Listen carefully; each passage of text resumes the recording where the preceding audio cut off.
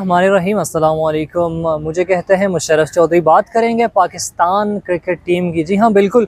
Pakistan cricket team के जो captain थे मोहम्मद रिजवान, आप उन्हें बखूबी जानते हैं। विकेट कीपर बैटर थे और पिछले कोई 8 से 9 महीने वो कैप्टनसी करते रहे पाकिस्तान ओडीआई टीम की। लेकिन उसे अचानक तब्दील कर दिया गया और उसकी जगह फास्ट बॉलर हैं जो हैं वो शाहीन शाह अफरीदी, उसे कैप्टन अब बना दिया गया है। ये क्यों बनाया गया है, किसके कहने पे बनाया गया और आखिर क्या ज़रूरत पड़ी कि शाहीन शाह अफरीदी को कप्तान बनाना पड़ा। जी बिल्कुल नाजरीन, ज़राए के मुताबिक कल इस्लामाबाद में इजलास हुआ। इजलास में जो कोच था हमारा माइक हैसन, वो भी मौजूद था, आकिब जावेद थे। इसके अलावा सिलेक्शन कमेटी के अरकान भी मौजूद थे। ज़राए के मुताबिक माइक हैसन एक नए कप्तान को देखना चाह रहे थे कि वो 2027 के वर्ल्ड तक कप्तानी करें।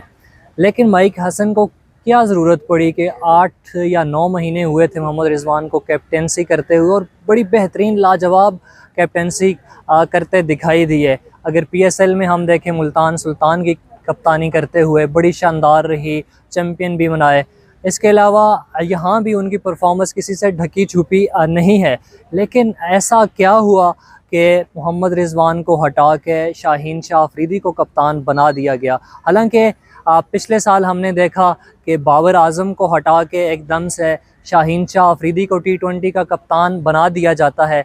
लेकिन महज एक सीरीज़ के बाद शाहीन शाह अफरीदी को हटा के दोबारा मोहम्मद रिजवान को बना देते हैं, फिर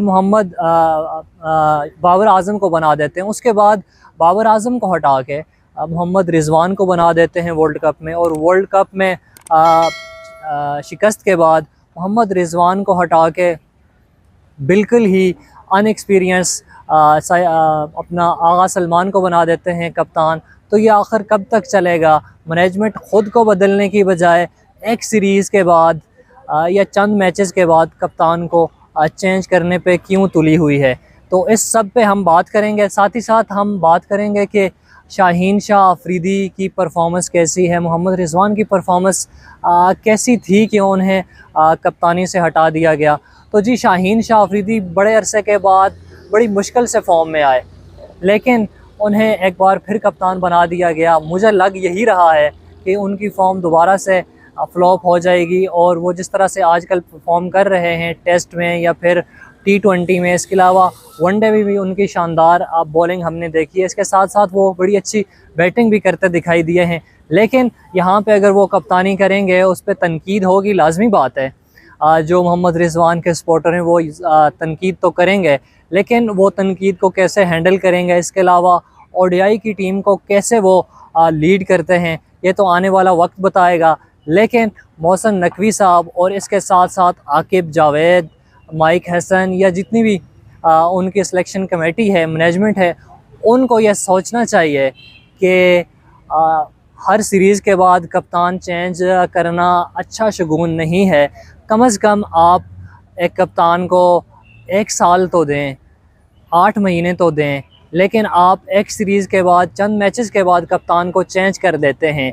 और मोहम्मद रिजवान की ख़ास बात ये थी, ज़राए के मुताबिक वो चाह रहे थे कि मैं ओडीआई जो मैचेस होंगे, सीरीज़ होगी, उसमें मैं अपने मुताबिक टीम सेलेक्ट करूंगा, उन लड़कों को खिलाऊंगा।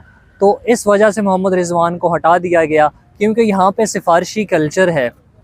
जब तक आपकी सिफारिश नहीं होगी आप टीम में सेलेक्ट नहीं होंगे, और अगर टीम में आप परफॉर्म नहीं भी कर पाते तो आपकी तगड़ी सिफारिश है अगर, तो आप टीम में मौजूद रहते हैं, ख्वाह आप परफॉर्म करें या ना करें। तो इसीलिए जी अपना आगा सलमान को T20 कैप्टेंसी से हटाया नहीं गया, क्योंकि वो मैनेजमेंट जो है उनकी हाँ में हाँ मिलाती है। तो मोहम्मद रिजवान ऐसे नहीं थे, उन्होंने कहा मैं अपने हिसाब से टीम सेलेक्ट करूँगा और मैं रिज़ल्ट देने की भरपूर कोशिश करूँगा। तो इसलिए मोहम्मद रिजवान को हटा के शाहीन शाह अफरीदी को ओडीआई का कप्तान बना दिया गया है।